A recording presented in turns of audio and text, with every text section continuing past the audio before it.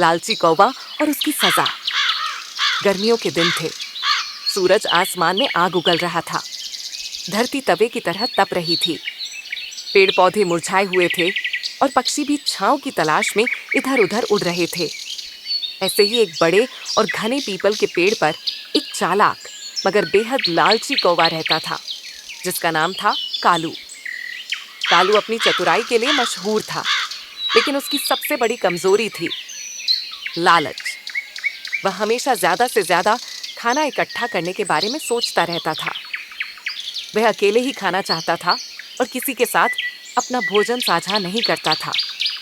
उसके इस स्वभाव के कारण जंगल के बाकी पक्षी उससे ज्यादा घुलते मिलते नहीं थे। कालू की लालच और चोरी की आदत कालू का रोजाना का नियम था। सुबह होते ही उड़कर गांव की ओर जाना और वहां से कुछ न कुछ चुरा कर लाना। कभी किसी किसान की रसोई से रोटी, कभी किसी हलवाई की दुकान से मिठाई, तो कभी किसी की छत पर रखी हुई मछली। लेकिन उसकी सबसे बड़ी कमजोरी थी मांस। जब भी उसे कहीं मांस की खुशबू आती, उसकी आंखें चमक उठती। वह किसी भी तरह से मांस हासिल करना चाहता, चाहे कि इसके लिए उसे कितनी भी चालाकी क्यों न करनी पड़े। मांस चुराने की चालाकी। एक दिन कालू गांव की एक गली से उड़ता हुआ निकला। तभी उसे कसाई की दुकान से ताजा मांस की गंध आई। उसकी आंखें चमक उठीं। वह चुपचाप एक पेड़ की शाखा पर बैठ गया और कसाई की हर हरकत पर नजर रखने लगा। कसाई एक ग्राहक से बात करने में व्यस्त था। उसने कुछ मांस काटकर एक टोकरी में रखा और अंदर चला गया। यह मौका देखकर कालू ने तुरंत झपट्टा मारा और एक बड़ा टुकड़ा चोंच में दबाकर तेजी से उड़ गया। कालू की खुशी और उसका नया ठिकाना। कालू बहुत खुश था। उसने सोचा, आज तो मेरी मौज हो गई। इतना बड़ा और ताजा मांस का टुकड़ा, इसे खाकर तो पेट ही भर जाएगा। वह जल्दी से गांव से दूर जंगल की ओर उड़ गया। लेकिन वह इतना लालची था कि उसने सोचा, अगर कोई और पक्षी मुझे देख लेगा तो मुझसे मांस छीन सकता है। मुझे इसे किसी सुरक्षित जगह पर बैठकर खाना चाहिए। यह सोचकर वह एक ऊंचे और घने पेड़ की शाखा पर जा बैठा, जहां उसे कोई आसानी से देख न सके।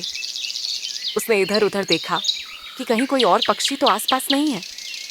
जब उसे यकीन हो गया कि वह अकेला है, तो वह चैन की सांस लेकर बैठ गया। लोमड़ी की चालाक योजना। लेकिन कालू की किस्मत इतनी अच्छी नहीं थी। पास ही एक लोमड़ी झाड़ियों में बैठी थी। वह बहुत भूखी थी और कुछ खाने की तलाश में थी। अचानक उसकी नजर ऊपर पेड़ पर बैठे कालू पर पड़ी। जब उसने देखा कि कालू के चोंच में मांस का टुकड़ा है, तो उसके मुंह में पानी आ गया। लोमड़ी बहुत चालाक थी। उसने तुरंत एक योजना बनाई। वह पेड़ के नीचे आई और मीठी आवाज में बोली, अरे वाह, क्या शानदार कौवा है। ऐसा सुरीला गाना कोई और नहीं गा सकता।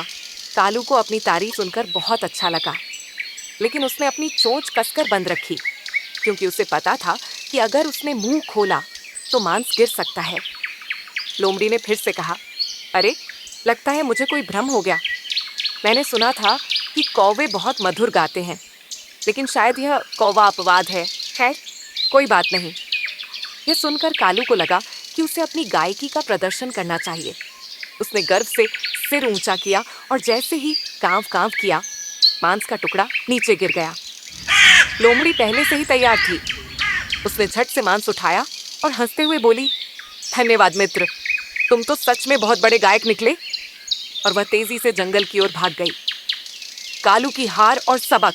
कालू अवाक रह गया। वह कुछ समझ पाता इससे पहले ही लोमड़ी गायब हो चुकी थी। उसे अपनी गलती का एहसास हुआ।